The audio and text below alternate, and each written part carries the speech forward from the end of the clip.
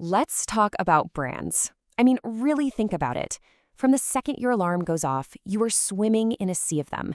The phone you check, the toothpaste you use, the coffee you make, they're everywhere. So much so that we don't even really see them anymore. But what if I told you the story of those brands isn't just being told to you? What if you're actually holding the pen?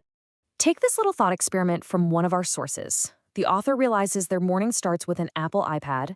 They throw on some Quicksilver shorts, grab their Oakley sunglasses. Before the day has even really kicked off, they're basically a walking billboard for their own life choices. Sound familiar? I mean, that's all of us, right? We're all doing this every single day, probably without even thinking about it. So, okay, they're all around us. But what even is a brand when you get right down to it? What is it beyond the logo or the jingle that gives them so much power? To figure that out, we have to go back. Way, way back. And we're going to start with the word itself, because its origin story is, well, it's a lot more visceral and, frankly, a lot darker than you'd probably guess. We're not talking about clever marketing here. Not at all. Yeah, you heard that right. The original word, brander, literally means to burn.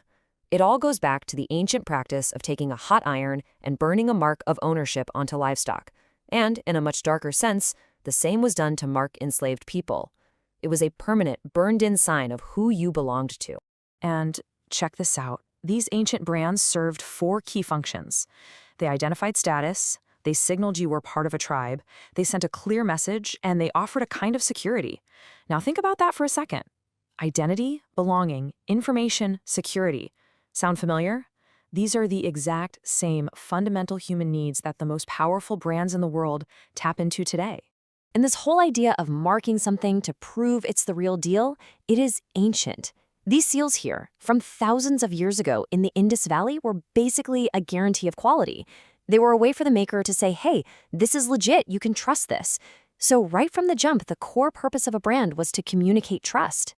So the big question is, how did we get from a simple burn mark on a product to these massive, complex, psychological things that brands are today? Well, the leap happened a lot faster than you might think. It was a really quick journey. Back in the Industrial Revolution, a brand like Folgers just meant, this coffee is made by the Folgers Company. That's it. But then, fast forward to the 1950s, and advertisers start giving brands personalities, making them feel like characters. And by the 60s, when the products themselves got harder and harder to tell apart, think Pepsi versus Coke, the brand was everything. The fight wasn't about the soda anymore, it was about the symbol. And today? Today, a brand is a whole experience. All right, so after all of that history, what's the definition of a brand now? Should be simple, right? Well, not so much. It turns out, if you ask the people who study this stuff for a living, you get a few different and really interesting answers. First up, you've got Jeff Bezos. For him, a brand is your reputation. It's not about what you say you are. It's what other people whisper about you when you're not around. It's all about perception. Then you have brand strategist Marty Neumeier, and he takes it a step deeper. He says it's not even a conscious thought. A brand is just a person's gut feeling. It's that instant, intuitive, emotional reaction that you can't even really explain. And finally, author Seth Godin basically says a brand is the sum of everything.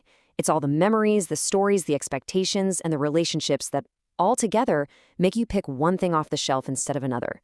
So you've got reputation, a gut feeling, and a whole web of experiences. So if we try to mash all those ideas together, what does a strong brand actually do? Well, it helps you identify it, sure. It's distinct and different.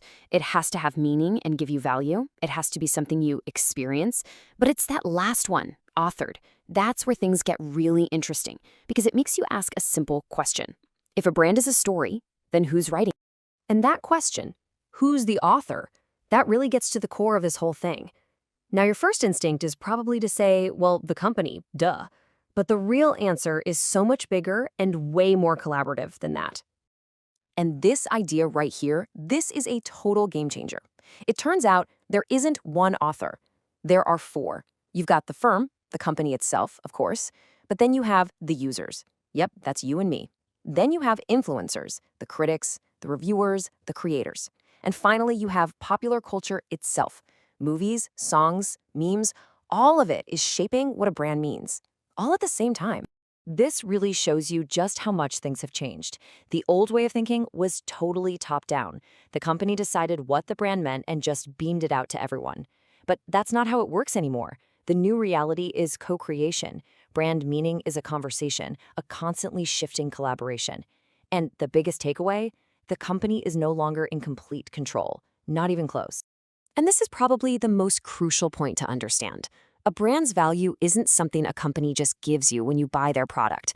The real value, the real meaning, only comes to life when you use it, when you experience it, live with it, and make it a part of your own story. Okay, so what does this all mean for you, personally? It's actually pretty profound.